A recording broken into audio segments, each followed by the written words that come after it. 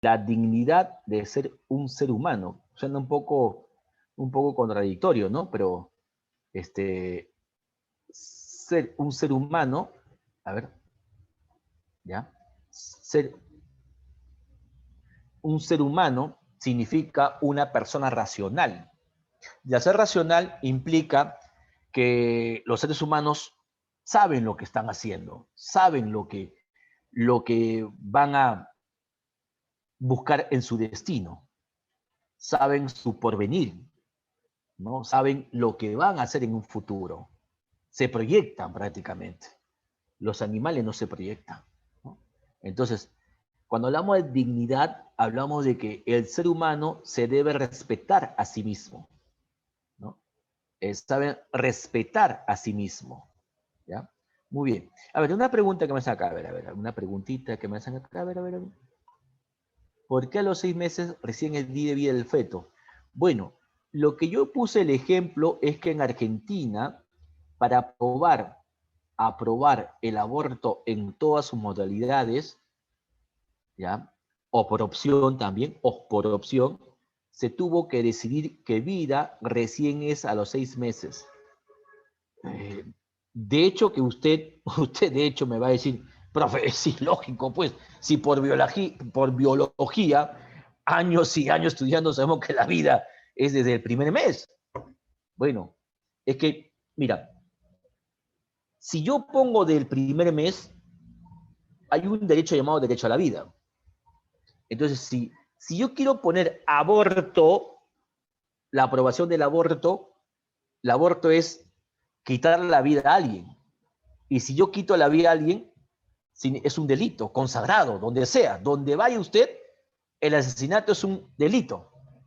Entonces, si yo voy a quitar la vida a un feto de 3 meses o de 5 meses, en el Perú estaría cometiendo un asesinato. Pero para que esté libre de pecado o libre de penalidad, llamaríamos así, libre de penalidad, tengo que contemplar e irme contra la biología, ¿sí o no? ¿No? Decir que la vida recién comienza, pues, a los 6 meses. ¿No? Y eso lo han aprobado los argentinos. Es contradictorio y ojo, y muchos países desarrollados lo hacen.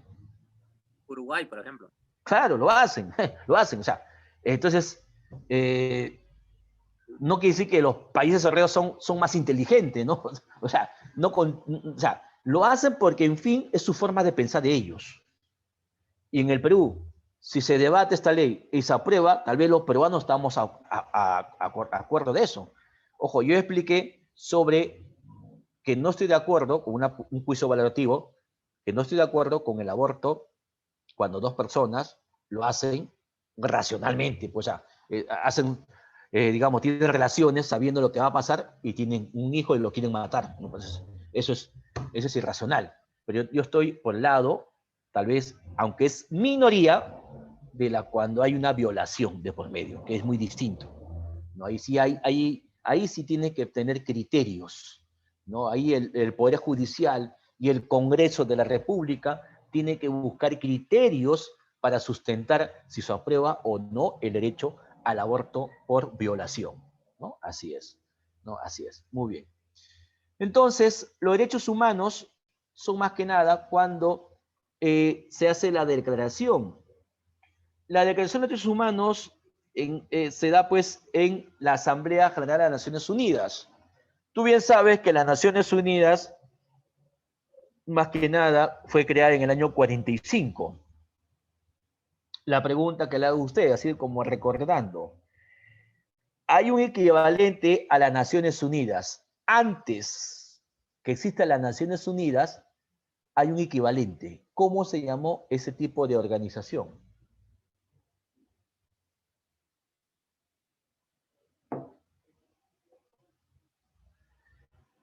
A ver, ¿qué me dice ustedes?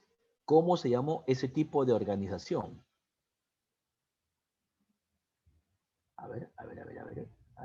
Acá hay alguna respuesta. ¿Cómo se llamó ese tipo de... donde Hitler le mandó al diablo prácticamente? Dije, fuera, tú no me dices nada lo que tengo que hacer yo. Y, y no tuvo respeto. La Sociedad de Naciones, ¿no? Bueno, Las Naciones Unidas, más que nada, nace por el motivo después de lo que pasó en la Segunda Guerra Mundial. La Segunda Guerra Mundial es el último conflicto que ha ocurrido en este planeta a escala mundial, el último. ¿Ya? Los resultados fueron muy desastrosos. Le significó a Europa 15 años de reconstrucción. Ya para el 55-60, ya España, disculpa, Alemania, Francia, ya se estaban reconstruyendo, Japón también, ¿no? Pero ese tipo...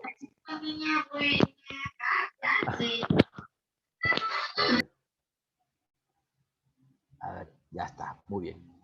Entonces, ese tipo de situación dio origen entre la guerra entre Occidente y Oriente. Estamos hablando de la Guerra Fría entre Estados Unidos y la Unión Soviética. Entonces, las Naciones Unidas, su finalidad máxima es lo que llamamos, escuchen esto, mantener la paz mundial. Mantener la paz mundial. Muy bien. Entonces, ¿cómo mantenemos la paz mundial? Que todos los países respeten los derechos. Vamos a implantar un derecho que sea aplicado en todos los países. Y lo llamaron Declaración Universal de los Derechos, ¿de quién?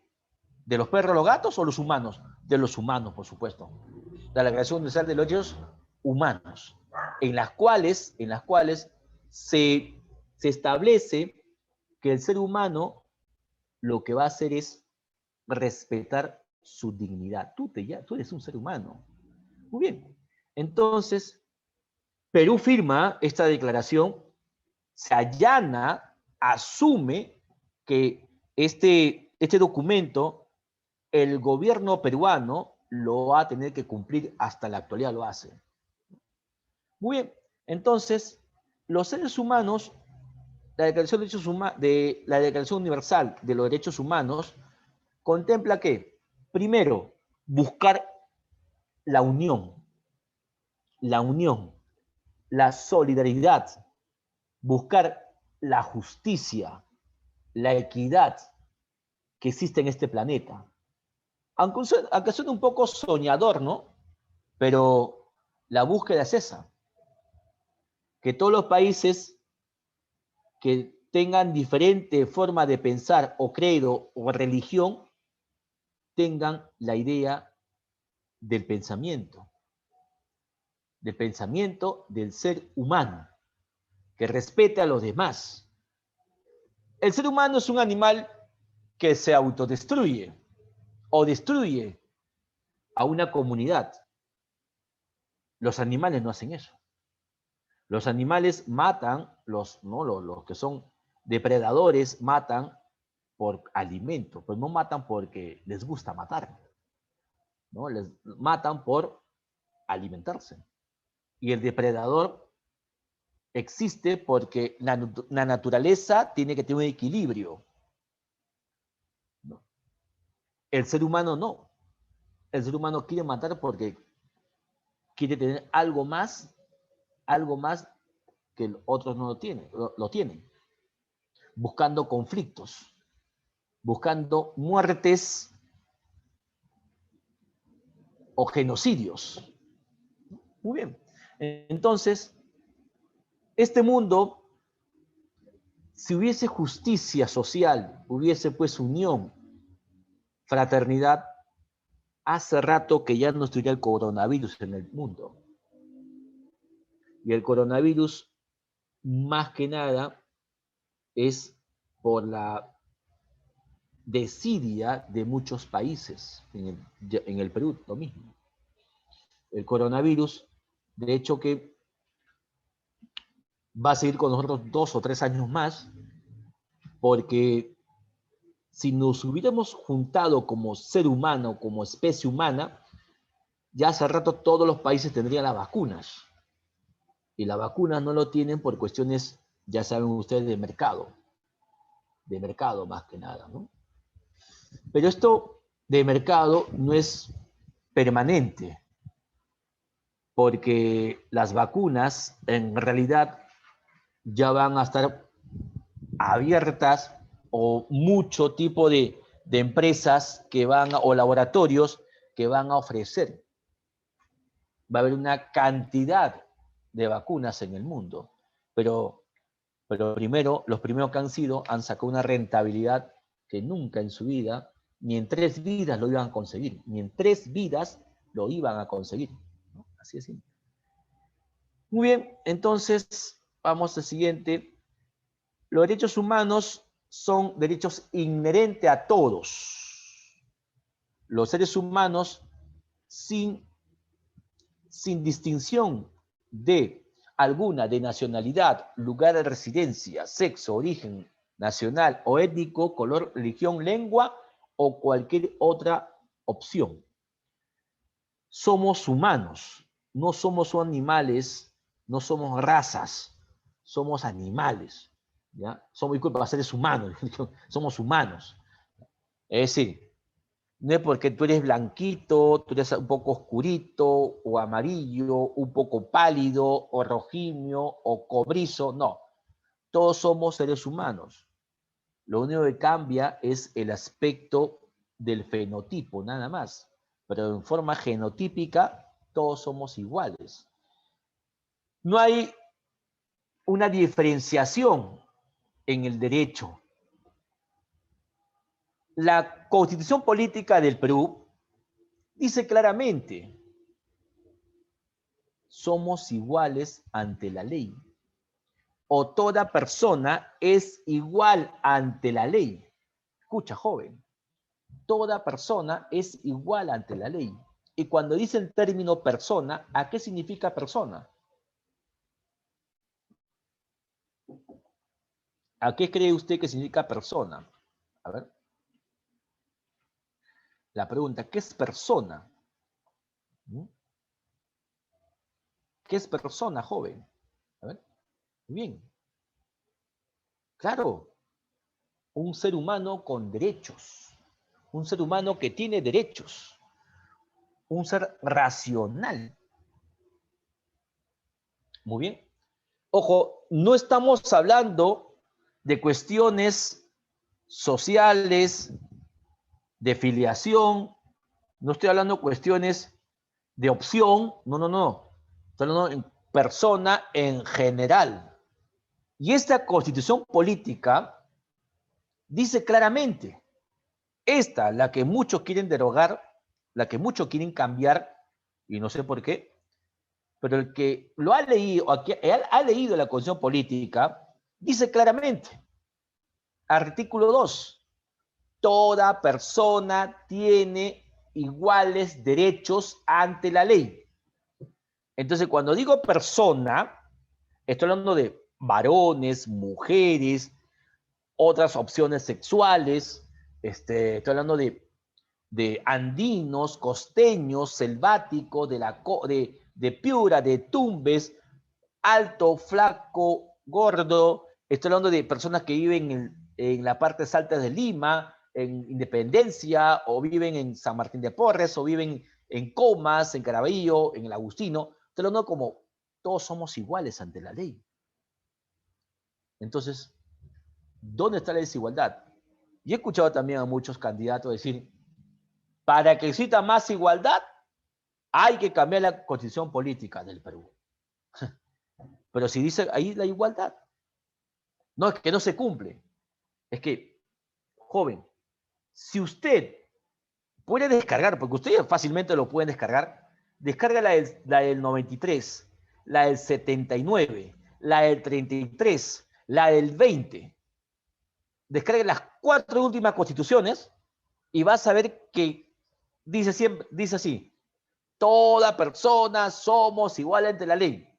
Del año 1920, todos somos iguales ante la ley. Profe, entonces, ¿por qué hubo desigualdad? Es que no lo cumplen. Pues. Ahí está no se cumple. Entonces, así crean una nueva constitución, van a poner el mismo, la misma palabra, las mismas palabras, disculpe. Toda persona es igual ante la ley. ¿Sabes Esa es por ley. qué? ¿Sabes por qué, jóvenes? Porque la constitución política no es un código penal. Porque también he escuchado por ahí decir, si cambiamos la constitución política, vamos a hacer una nueva constitución para acabar con la corrupción. Yo le digo, jóvenes, la corrupción es un delito común. Entonces, si es un delito, la constitución no es un cuerpo de un código penal. Hay un código penal. Un código penal establece las normas y sanciones si se cometen una acción ilícita. Pero la constitución política son líneas generales. Entonces, ¿qué debemos cambiar? ¿La constitución o el código penal? Entonces, debemos irnos por lo más fácil, que es el código penal. Y el código penal se rectifica fácilmente mediante una sesión ordinaria en el Congreso. Hace un anteproyecto de ley, aprueban, en cuestión de 15 días se aprobó. Por ejemplo, cadena perpetua a los corruptos. Listo, atrapan a uno, cadena perpetua. Pero que se cumpla, pues, que se cumpla. Ahí está el detalle, ¿no? Muy bien, Jesús. Así es, hijo. Muy bien. Entonces, pero si la condición política dice igual, inclusive si vamos más allá en forma global, los derechos humanos dicen que todos también en este mundo, en este planeta, todo ser humano tiene la misma igualdad. Todos. Y la pregunta es, ¿seremos iguales? No, no, no, no.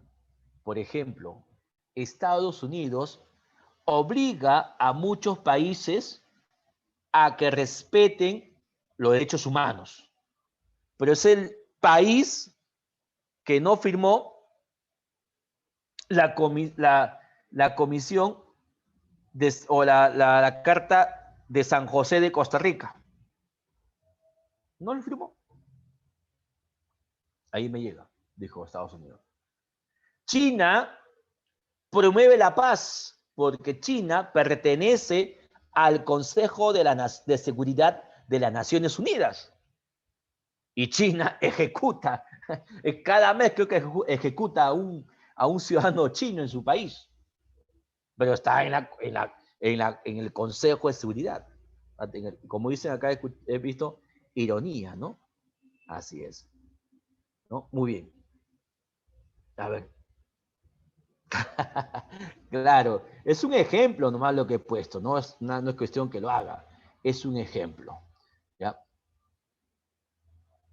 Bueno, a ver, el término prisión preventiva, que más adelante es lo que va a hablar de la libertad, prisión preventiva se aplica, bueno, en el Perú hay un abuso de la prisión preventiva. La prisión preventiva ha sido para todos, ¿ah? ¿No? Hace poco decían que no solamente para los fujimoristas, no, para todos, para izquierdistas, para todos los demás.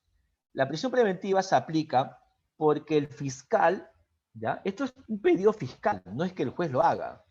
El fiscal le dice al juez, señor juez, mire, este señor que lo estamos investigando está obstruyendo a la justicia y encima no tiene residencia fija en este país, no tiene trabajo y tiene pasaporte y se puede ir en cualquier momento y toda esta investigación no se va a realizar.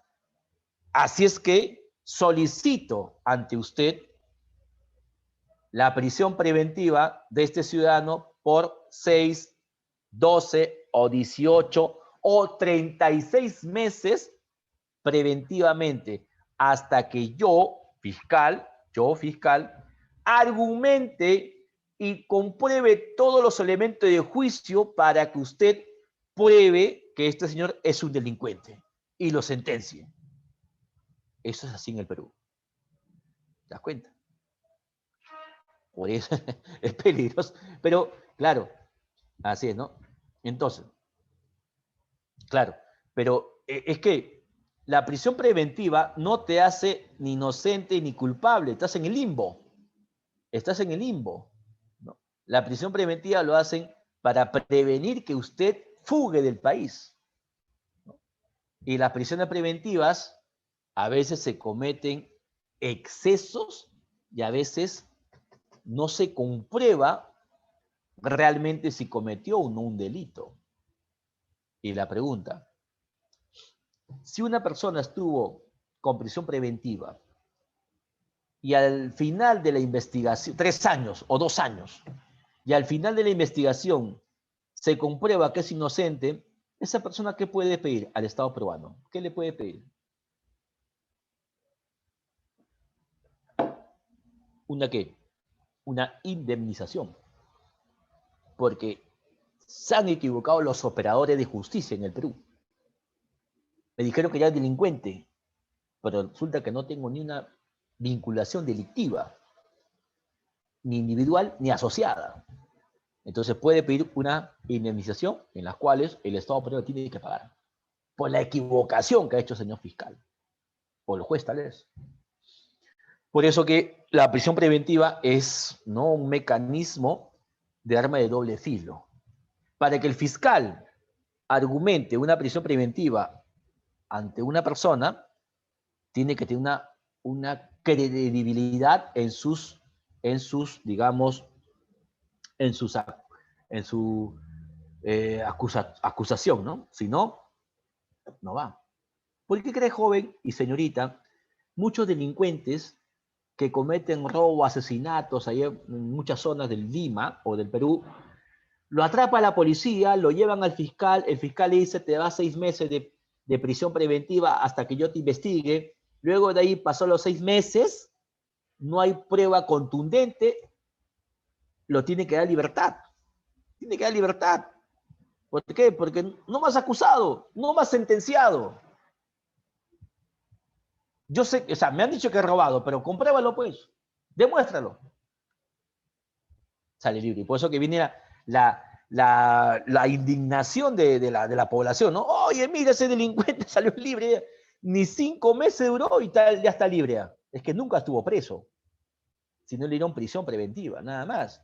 Y la prisión preventiva, inclusive, le pueden decir que es inocente todavía. ¿Te das cuenta, no? O sea, la cuestión en el Perú no es tanto el cambiar constituciones y leyes. La cuestión en el Perú es buscar que los operadores de justicia sean más eficientes.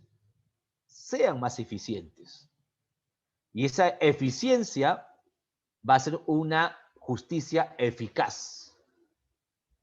Solo así. Pero si los operadores de justicia, o sea, los jueces y fiscales, son incompetentes, pues estamos de patas acá arriba, ¿no? Así es.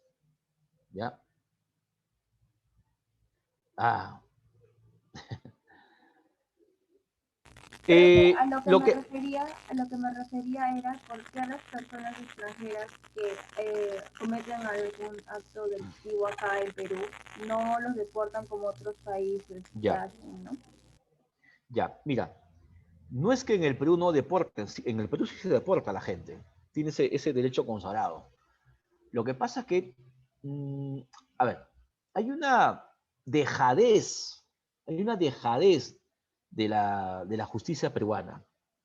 Si un extranjero roba, comete una acción ilícita, así sea refugiado, así sea legal, peor si es ilegal todavía, una acción delictiva implica que todo ese derecho que tenía acá en el Perú es anulado y lo deportan en 24 horas. 24 horas lo deportan.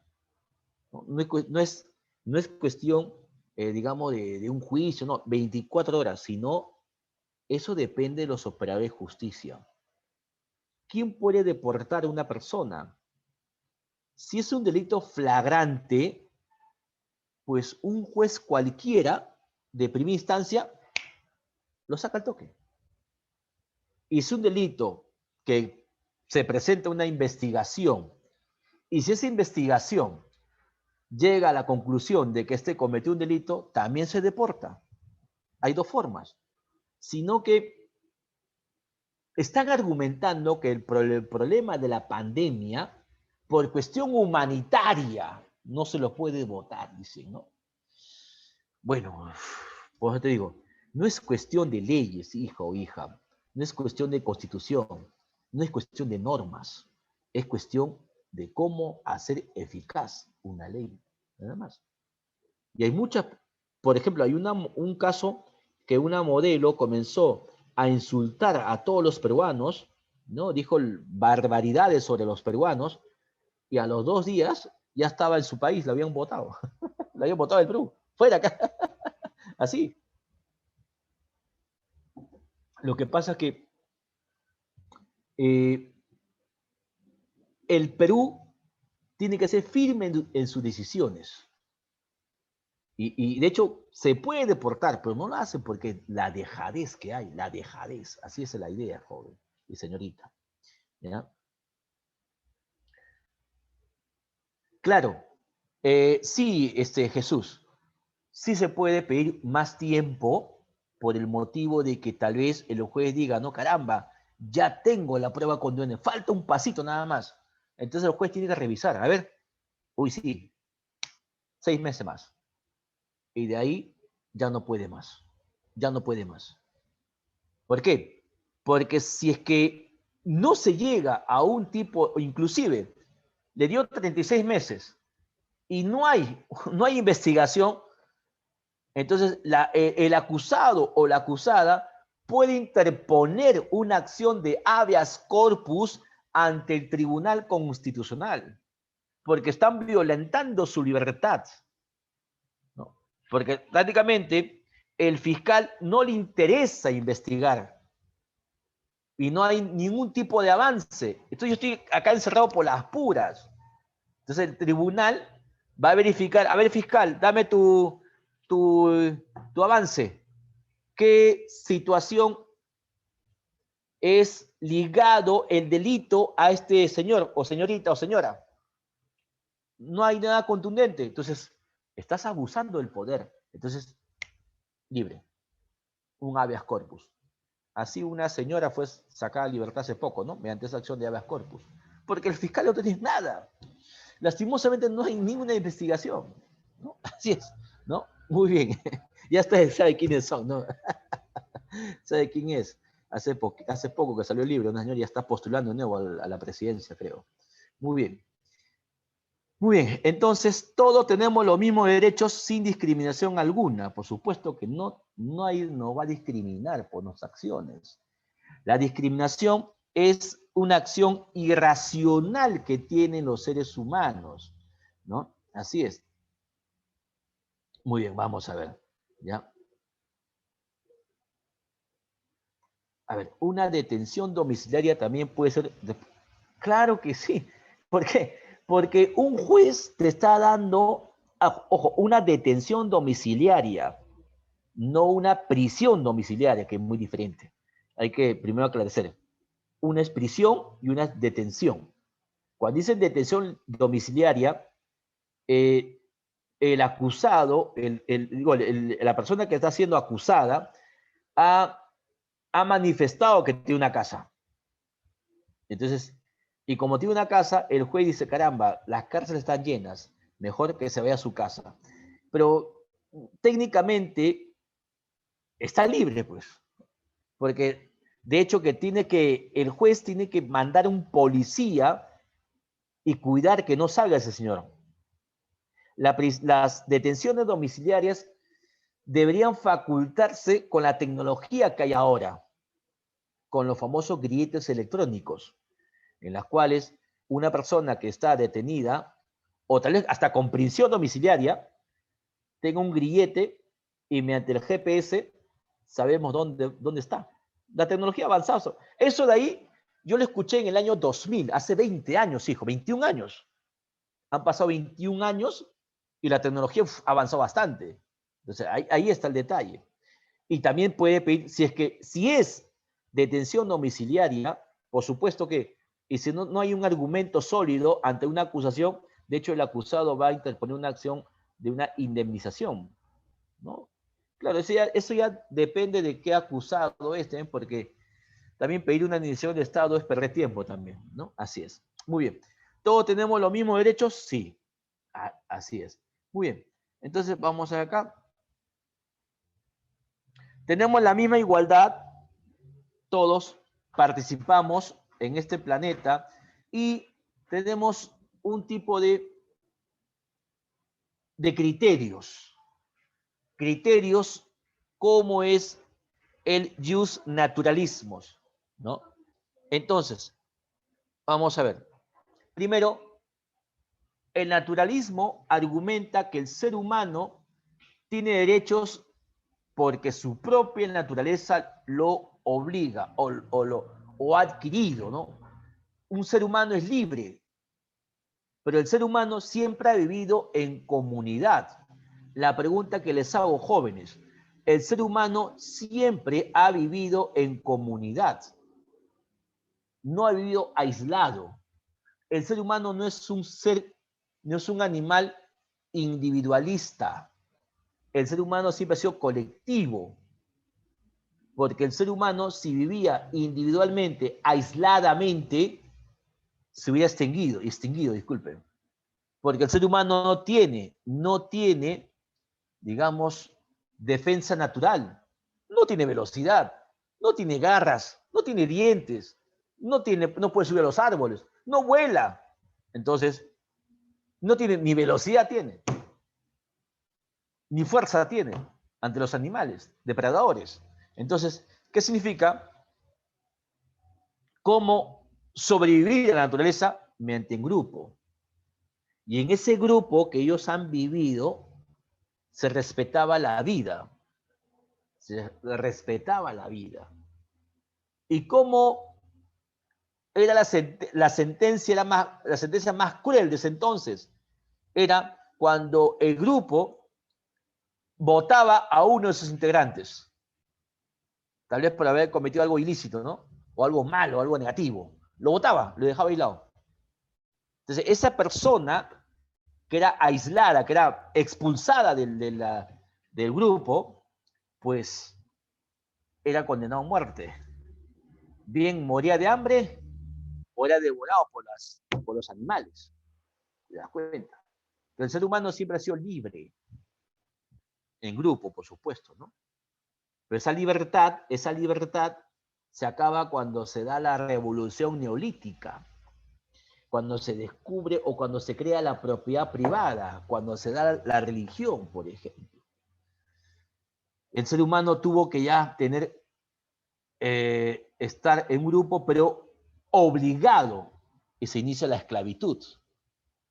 Y la esclavitud es la opresión, es la supresión de la libertad a muchas personas.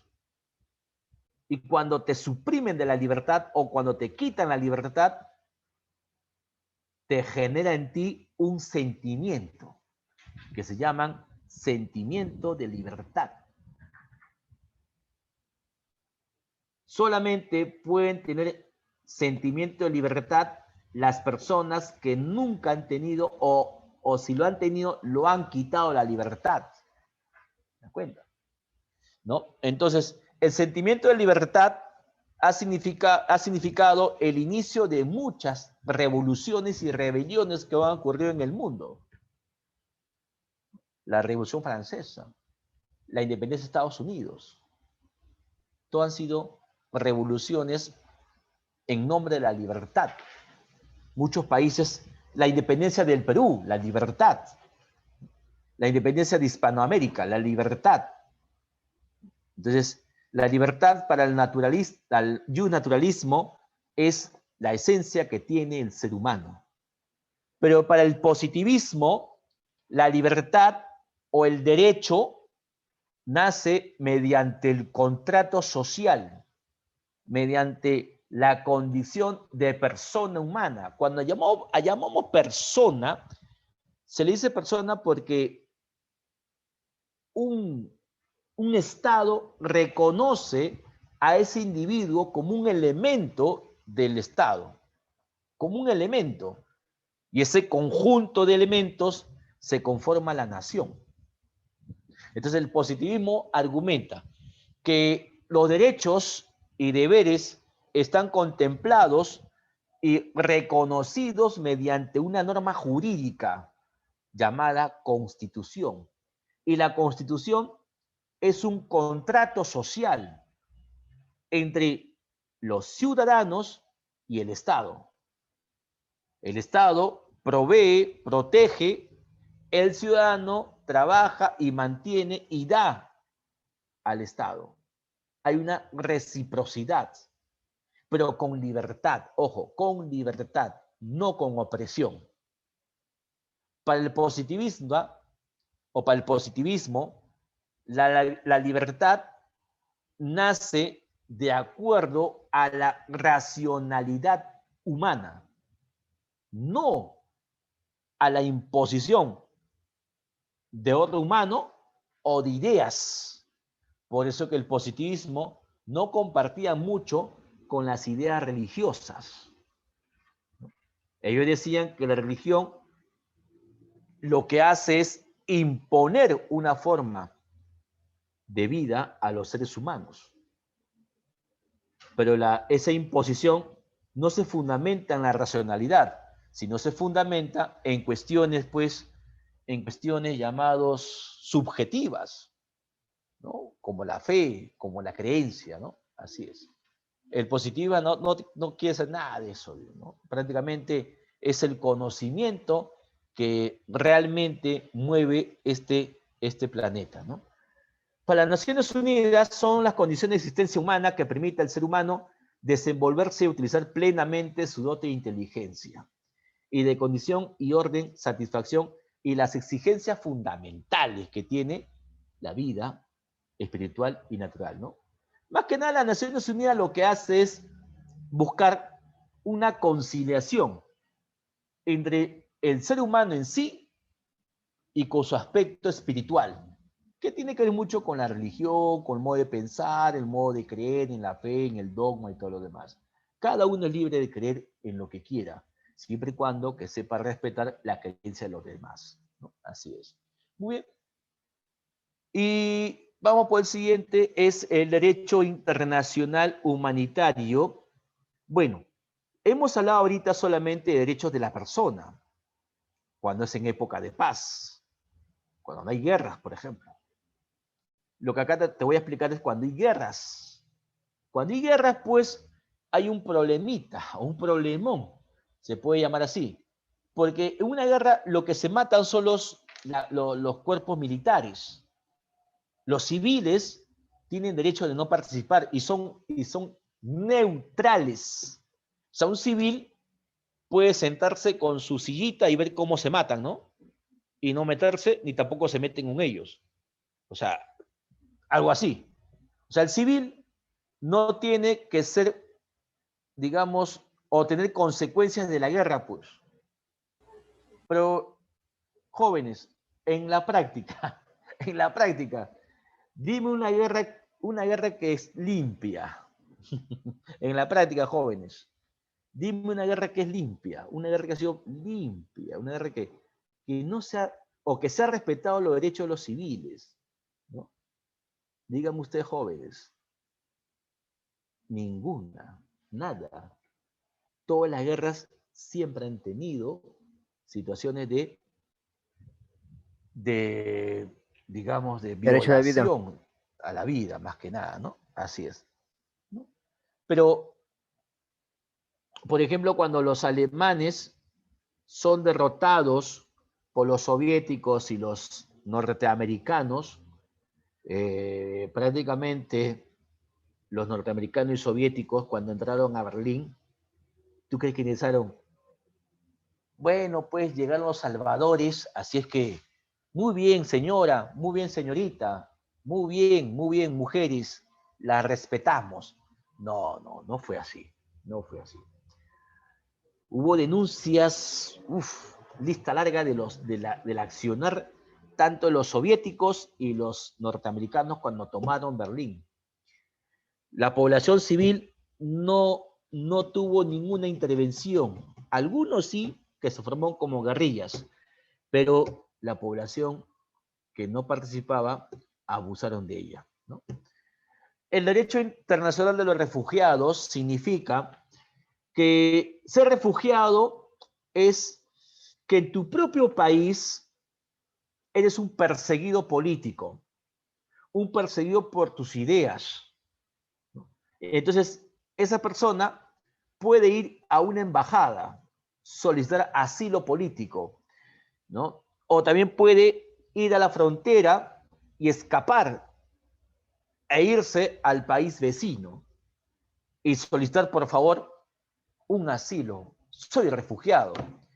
Entonces, el derecho internacional contempla eso, que toda persona que demuestre que es un perseguido político, pues el país que lo acoge lo tiene que mantener. ¿Qué, profe? Así es, sí, porque hay una reciprocidad. El día que te toque ese país y sus ciudadanos se van a otro país, lo mismo.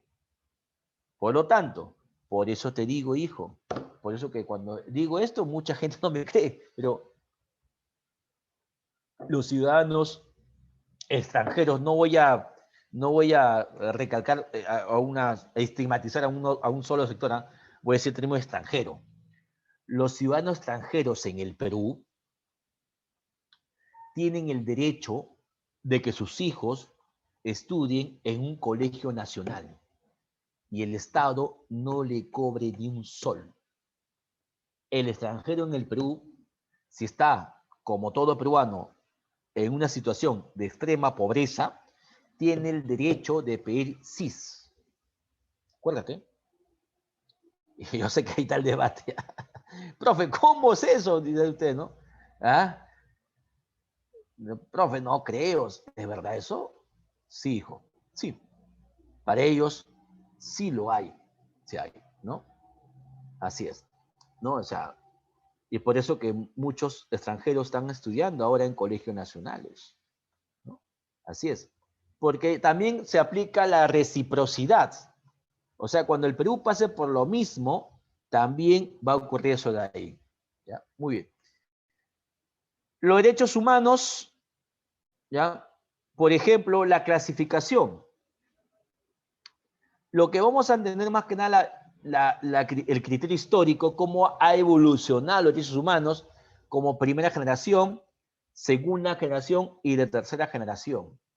Lo de cuarta generación todavía está en aprobación, pero sí se contempla, pero todavía está en aprobación, ¿ya? Pero para el examen de admisión solamente contemplan lo de primera, segunda y tercera generación. Por su función hay derechos civiles, políticos, sociales y culturales, por ejemplo, ¿no? Las funciones son de proteger, salvaguardar al individuo frente a los poderes políticos. Cuando un Estado es opresor, a ver, ¿cómo se llama la situación de un Estado o de un gobierno, disculpa, de un gobierno cuando es opresor? Persigue a sus rivales políticos, ¿ya? Pero no hay dictadura. Algunos dicen que eso pasa a Venezuela, pero Venezuela es dictadura, pues, pero bueno. Pero algunos dicen que Venezuela no es dictadura. Es un gobierno democrático, ¿pero qué? ¿Con qué? A ver, adicionen, ¿con qué?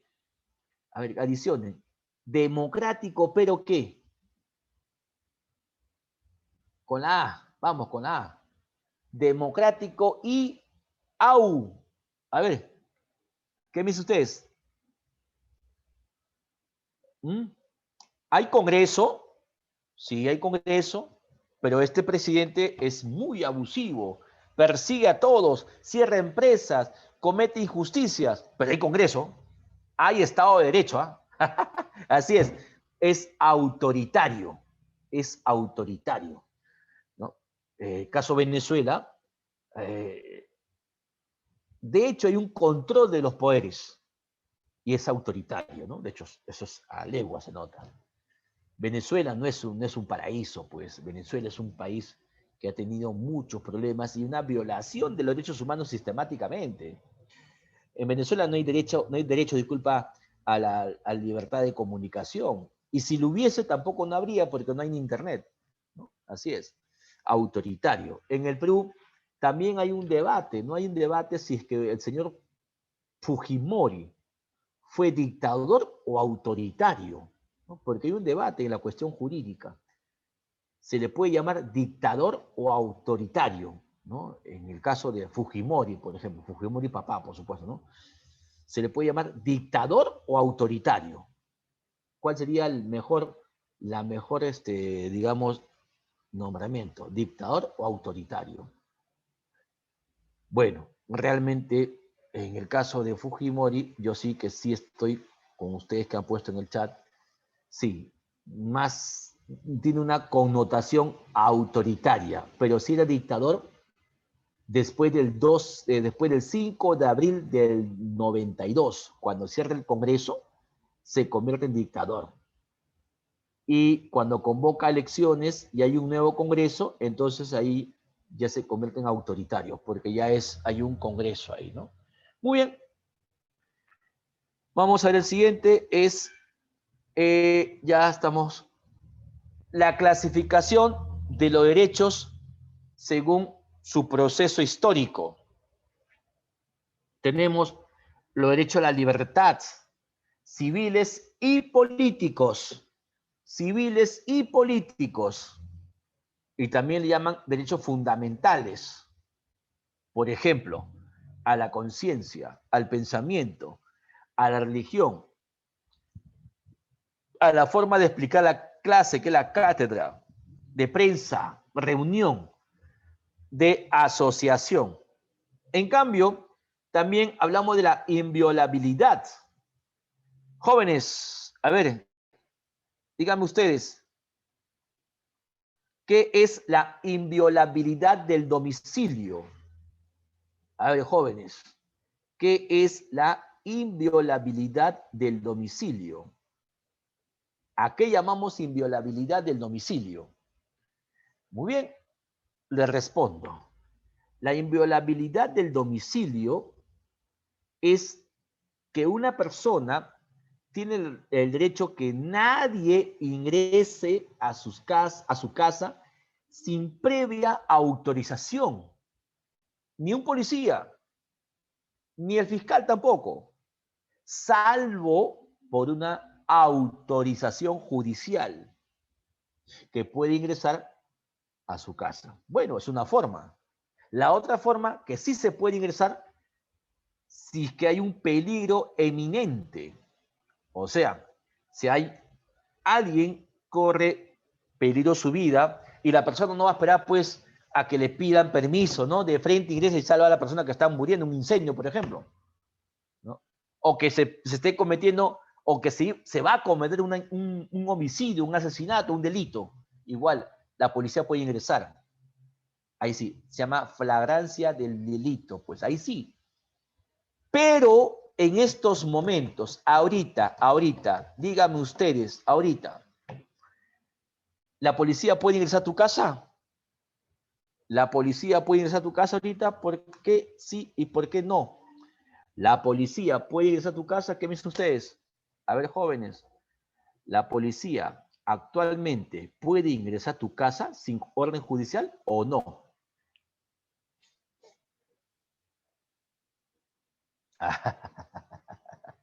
Jóvenes, estamos en un régimen de excepción y se llama estado de emergencia. Y un estado de emergencia significa que algunos derechos que hemos hablado son, ¿ya? O sea, no se han aplicado, no se van a ejecutar eso. Se hizo vamos, estado de emergencia. 60 días de ampliar Los derechos de segunda generación, los derechos de segunda, trabajo, a gusto, a descanso, vivienda. Vivienda digna, por supuesto, que eso en el Perú no se está cumpliendo, ¿no? Pero sí a la salud, a la educación, sí se está cumpliendo, no tanto de calidad, pero se hace lo que se puede, ¿no? Al trabajo, que son la jornada de 8 horas, nadie está obligado a trabajar, el trabajo es voluntario, ¿ya? Al salario justo, cuando dice salario justo significa que es el sueldo mínimo legal, sueldo mínimo legal. O sea, ¿cuánto es el sueldo mínimo legal, jóvenes? Mientras voy cambiando el PPT. ¿Cuánto es el sueldo mínimo legal, jovencitos? ¿Cuánto es el sueldo mínimo legal en el Perú? Ya para acabar ya. ¿Cuánto es el salario mínimo legal en el Perú? A ver, jóvenes, a ver, todos ahí, tanteen, ya, tanteen. 950, 1200, 900, Miguel Ángel, perfecto. Alexandra, 950. A ver, realmente el sueldo mínimo legal es 930 soles en el Perú. ¿Ya? 900 para el Perú, para el Ministerio de Economía y Finanzas, es el salario base en el Perú. O sea, ninguna empresa puede pagar menos que eso. Trabajando 8 horas diarias por 6 horas a la semana y al mes. Menos de eso significa explotación. Es la base. Nadie puede pagar menos que eso. Puede pagar más, por supuesto, pero nadie puede pagar menos que eso. Sí, se elevó a 80 soles por el señor Kuczynski, ¿no? Antes que renuncie, el señor pues elevó el salario mínimo legal. Muy bien. Globales, que llaman también derechos equilibrados, a la paz, al desarrollo de los pueblos, al medio ambiente prácticamente, ¿no? Al medio ambiente, donde las cuales se busca que el mundo sea equilibrado, donde todos los seres humanos vivamos bien en esta aldea global llamada planeta Tierra, ¿no? Entonces, el derecho a la solidaridad significa apoyar a los países que pasan por problemas o de emergencia o desastre. ¿Quién sabe en el Perú, en un futuro, pues, al no haber vacunas, muchos países, cuando han vacunado a toda su población, no van a regalar vacunas, no van a donar vacunas. Vas a ver, no van a donar. Para diciembre nos van a pobres peruanos, tome su vacuna, ¿no? Así nos van a decir. Sabiendo muy bien que este país tenía o tiene dinero para poder comprar vacunas. Y hay la ineficiencia de algunos funcionarios públicos, ¿no? Así es. Muy bien. Entonces vamos a desarrollar las preguntitas. A ver. Muy bien, vamos a ver. Dejo de compartir esto. A ver, unas 10 preguntitas nada más. A ver, muchachos. Está bien, están respondiendo, hijo. Está bien. Están perfecto. Está, ¿no? Ok, la clase, jóvenes. ¿Ya? Hay que seguir estudiando, jovencitos. Muy bien. Vamos a ver. A ver. Acá está, muy bien. Vamos a ver, muchachos. Ya. Muy bien. Vamos a presentar el PPT. Te faltan minutos. ¿Ya? Acá está. A ver, jóvenes. Bien, muy bien. A ver. Acá está. Acá está, muy bien. Vamos a compartir. Ya. Muy bien. La primera pregunta dice, los derechos humanos de acuerdo a su progresiva cobertura y reconocimiento en la actualidad. ¿Cuántos son los que son más reconocidos? De hecho, ¿cuántos son? A ver, ¿qué me dicen ustedes en el PPT, en el chat? en el chat. ¿Cuántos son actualmente reconocidos? ¿Cuántos son reconocidos? A ver.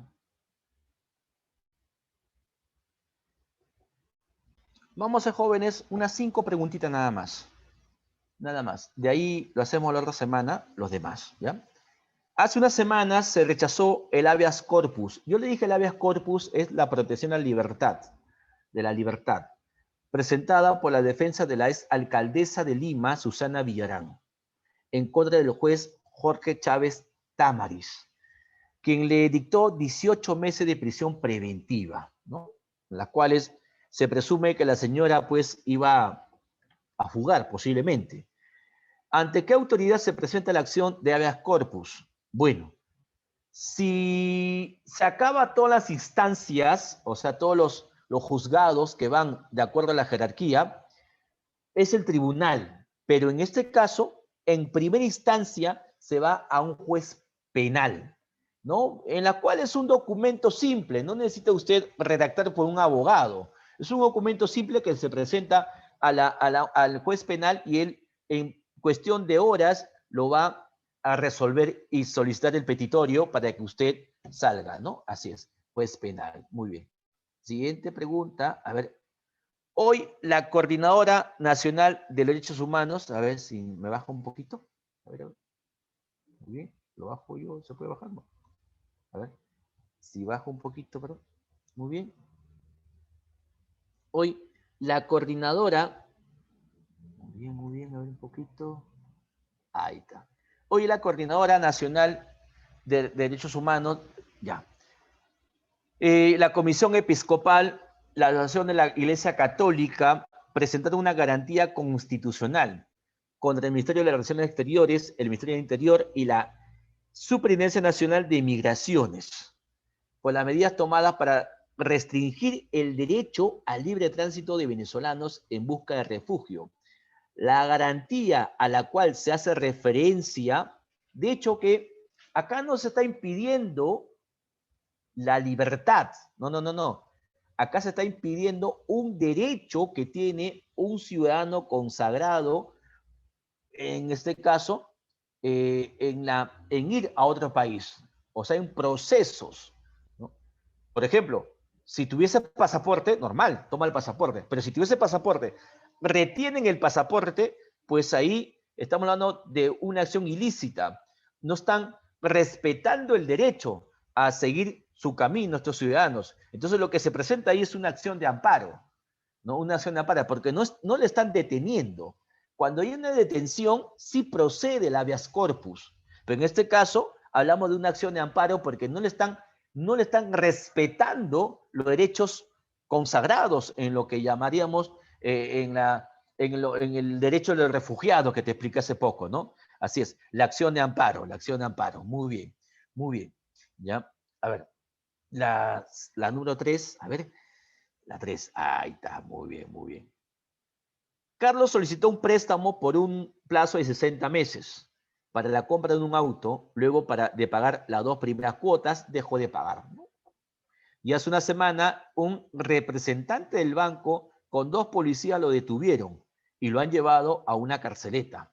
A pesar que en el país no hay prisión por deuda. Claro, en el país no hay prisión por deuda. La única deuda que te puede ir preso es cuando tengas deudas alimentarias. O sea, cuando tú no pasas alimento a tus hijos.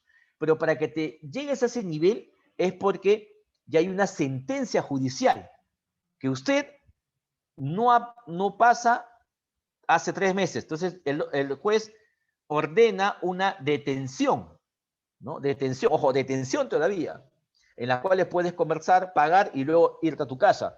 Y si no, te vas a un penal. Pero en el caso de una deuda en el banco, no hay prisión bajo ni un cargo, nada. Entonces, si es que el señor está preso por una deuda del banco, lo que se está cometiendo ahí es un ilícito o un abuso de autoridad. Eso se llama ¿qué? A ver, ¿qué me dicen? Facilito. Porque no puede estar ni un minuto más en la carceleta. Entonces, Acción de tiene que... cumplimiento. No. Acá no estamos hablando de que una entidad, la acción de cumplimiento es cuando una entidad pública tiene que tiene que cumplir su mandato solicitado por un tercero.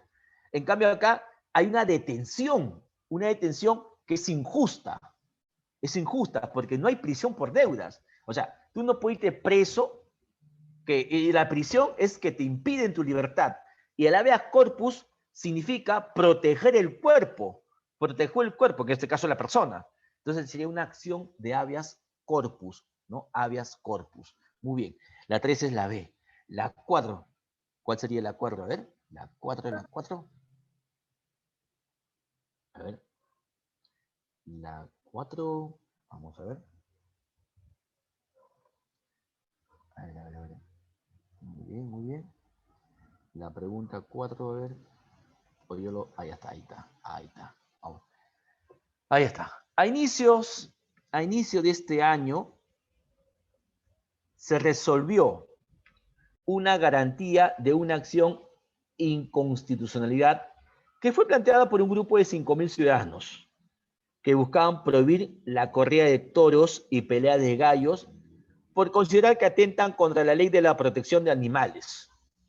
El órgano encargado de dictar sentencia por las acciones que se están cometiendo en contra de la Constitución o la inconstitucionalidad, solamente es uno nada más, una entidad, no hay ningún tipo de instancias, es una sola entidad pública. ¿Cuál es? A ver, jóvenes, muy bien, Miguel, muy bien, hijo. A ver, ¿quién más? A ver, muchachos. A ver, ¿qué dice usted? Solamente es uno. ¿Quién es el encargado de revisar la constitución política en el Perú? Claro que sí, el Tribunal Constitucional. Muy bien, Abigail. El Ministerio Público, le explico, el Ministerio Público es el organismo que se encarga de la defensa de la sociedad, de la defensa de la sociedad. En el Ministerio Público trabajan los fiscales, los que hacen la acusación ante un delito. Los fiscales pueden actuar mediante acción petitoria, o no, digamos, de parte o de oficio. Cuando es de oficio, investigan cualquier acción ilícita que se pueda ocurrir o que se pueda cometer. No voy a hacer que te equivoques como una candidata que le preguntaron, señorita, el Ministerio Público es parte del Poder Ejecutivo, le dijeron. Ella dijo que sí, es importante para el Estado peruano y sobre todo para el presidente. ¿Qué pasa? El Ministerio Público, porque muchos piensan que el ministerio piensa pues que es digamos, ¿no? El encargado, ¿no? Así es. Muy bien. La 5, la última ya, esta es la última. A ver, una acción de inconstitucionalidad no puede ser presentada por cualquier persona, ¿ya? El artículo 203 de la Constitución Política señala que solo tiene esta facultad el presidente de la República, el fiscal de la Nación, la Defensoría del Pueblo y el 25% del número legal de congresistas. Además de ¿quiénes son los que pueden presentar una acción de inconstitucionalidad? Los alcaldes no, el presidente regional o lo gobierna tampoco. Es un grupo de 2.000 ciudadanos. Así es. No, los gobernadores regionales no tienen esa capacidad, ¿no? Muy bien. La 5 es la D. 6, la última, ya creo. La última, la 6. La 6. ¿Qué me dice usted de la 6? A ver. De aprobarse una norma de menor rango que una ley y que en la forma o en el fondo contravenga la Constitución, en la forma y en el fondo contravenga, date cuenta, contravenga la Constitución, entonces, ante el Poder Judicial, la garantía constitucional denominada ¿qué? Acción de qué? Contravenga.